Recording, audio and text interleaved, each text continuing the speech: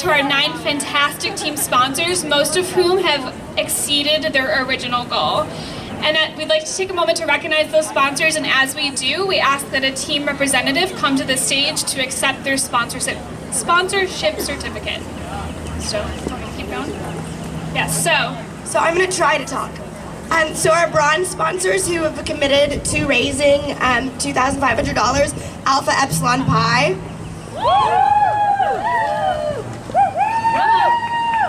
There we go. Are you ready? And then we have our silver sponsors who committed to raising $3,500, and those include Alpha Omicron Pi, DG and SIG-EP, and the Phoenix Project.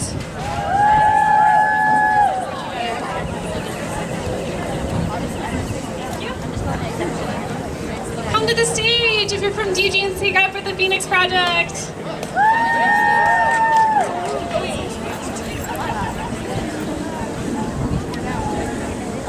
Is anyone from the Phoenix Project here? No? Okay. So our gold sponsors have committed to raising $5,000, Sigma Delta Tau.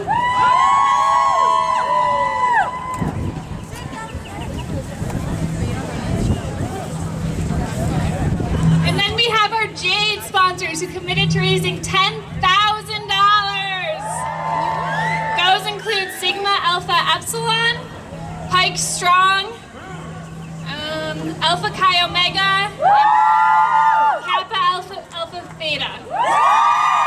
So send a rep to get your folders.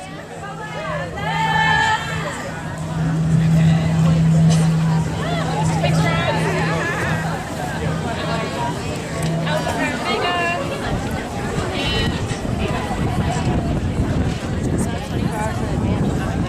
and let's hear it again for our team sponsors.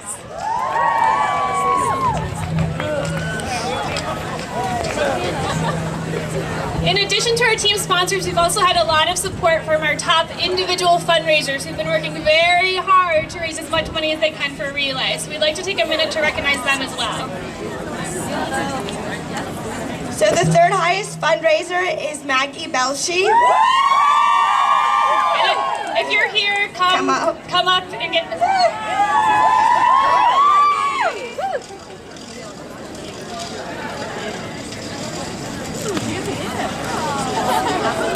Our second highest fundraiser, Sarah Coleman. Yeah, you continue. And our top individual fundraiser, our very own committee member, Sahiro.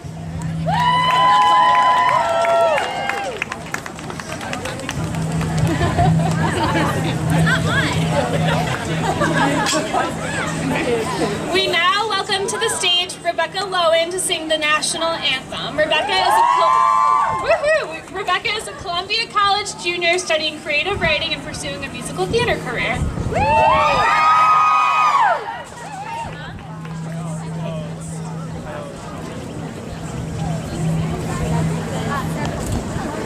Oh, say, can you see by the dawn's early light what so proudly we hailed at the twilight's last gleaming, whose broad stripes and bright stars through the perilous fight o'er the ramparts we watched were so gallantly streaming, and the rockets' red glare, the bombs bursting in air, gave proof through the night that our flag was still there.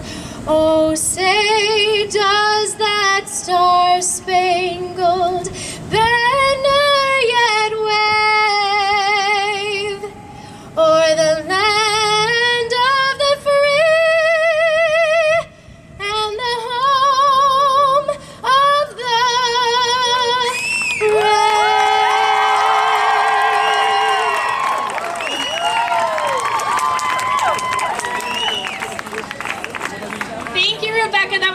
beautiful. Yes. Today is about celebration. We celebrate birthdays, we celebrate our fundraising accomplishments, and we celebrate cancer survivors. The American Cancer Society defines a cancer survivor as anyone who has ever heard the words, "You have cancer." I would now like to invite our committee member, Sahir Raouf, to the stage to introduce our next speaker.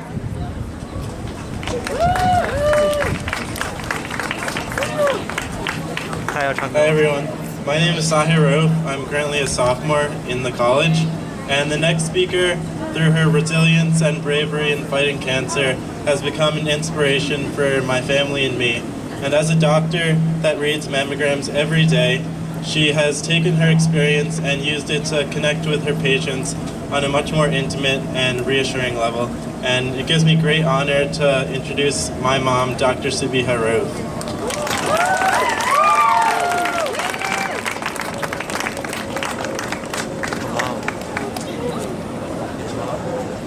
Good morning.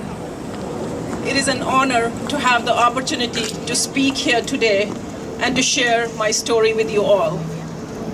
I am a radiologist, and a part of my job is to read mammograms.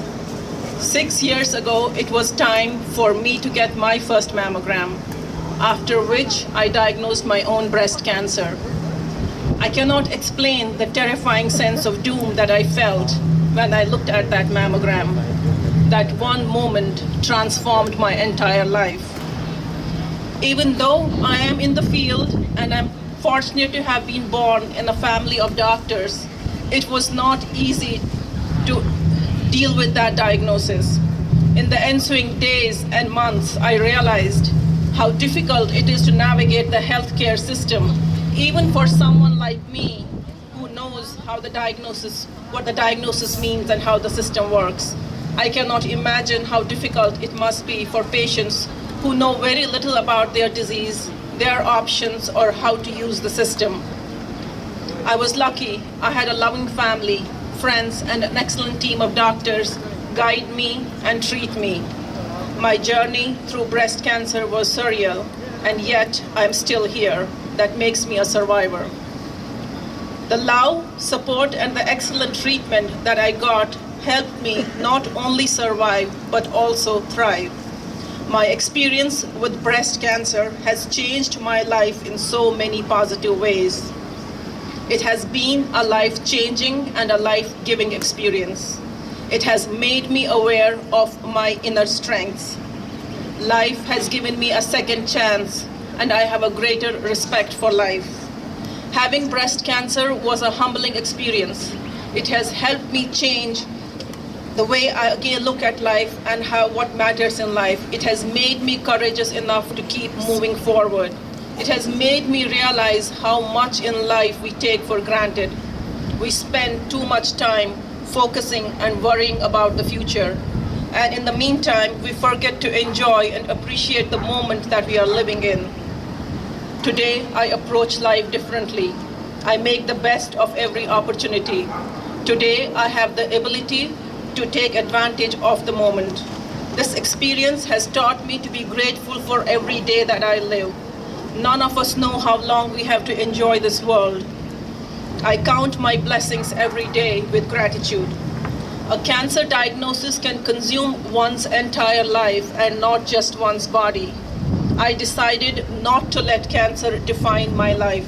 I decided to fight back, live, and let it enlighten me and improve my outlook on the rest of my life. Breast cancer is every woman's nightmare. We all are vulnerable and mortal. Even those of us who are in perfect health today are not invincible. Thank you to my loving family, my friends, and an excellent team of doctors. I stand before you today having gone from invincibility to vulnerability to courage to strength. I stand before you as a survivor. Everything in life has a purpose. All events are blessings given to us to learn from. Being a survivor has given me a great depth of knowledge, compassion, and empathy. Having to deal with my diagnosis and having gone from surgery and chemotherapy, it has inspired me to reach out to other women and to educate them about the importance of screening. Thanks to the multiple grants that were given to me, which have given me the opportunity and the resources to actualize my goal. Early detection of cancer is pivotal in ensuring that the number of cancer survivors continues to increase. So many more lives can be saved by early detection and easy access to care. Here in New York, we are in the midst of a very culturally diverse society. Understandably, it is challenging to reach out to this diverse community with different cultural beliefs, attitudes, and knowledge about breast cancer. We are often faced with social and cultural taboos that keep these women from discussing the disease. I had encountered communities where the term breast cancer is something to be ashamed of. They are embarrassed to openly address it. We as a society have made great progress regarding breast cancer, but we still have a long ways to go. We need to overcome the dangerous myths that are prevalent in some demographics. We need to convince women the importance of screening and that they are all vulnerable to breast cancer, regardless of their age, their ethnicity, or their family history. Don't be afraid of what you will find. Be afraid of what you may not find if you do not look. Today, we are celebrating survivors.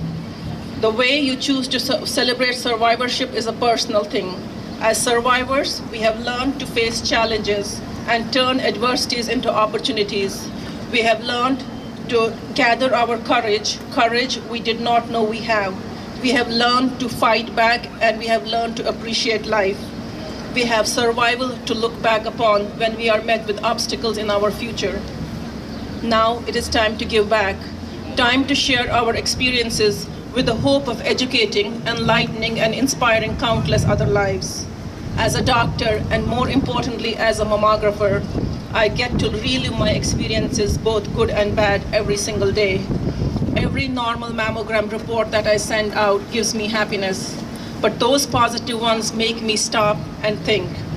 Now I know exactly how my report is going to impact my patient's life. I try to speak with them and share my journey of wellness with them so that I can provide hope and encouragement to my patients. Having been on the other side of the fence has made me realize that as doctors in the present healthcare system, we are consumed with dealing with the paperwork, and in the process, we have lost our human touch. We need to reconnect with our patients. Those of you who are in the medical field or who are planning to go that route, my advice to you would be to have a strong bond with your patients. That may be the element that makes a difference for a successful physician. As a patient, I was lucky to get the best care possible, but at the end of the day, I realized how important and how happy I felt when a physician treated me as a person and not just another patient to examine. A smile, a friendly gesture meant so much to me. These things do not cost us much, but mean so much to our patients. Taking advantage of the tools of medical advances and making them available to everyone is also critical. I applaud the efforts of American Cancer Society and Relay for Life for their and your efforts. Your fundraising efforts touch more lives than you know. Every dollar raised here today will save a life somewhere. You give hope to cancer patients by funding the science that needs to be done to find cures and new therapies. Your money is serving families and saving lives. Our humanity is rooted in the ability to sense the need of others, just as you all have sensed that need today. Relay organizers and supporters, please know that your work and the money you have raised is deeply appreciated. On behalf of all the cancer survivors and cancer patients, I thank you all for all that you have done. You give life and a voice to the cure that is on the horizon. You give us awareness and hope for cure in this lifetime. Thank you all for your efforts and for having me here.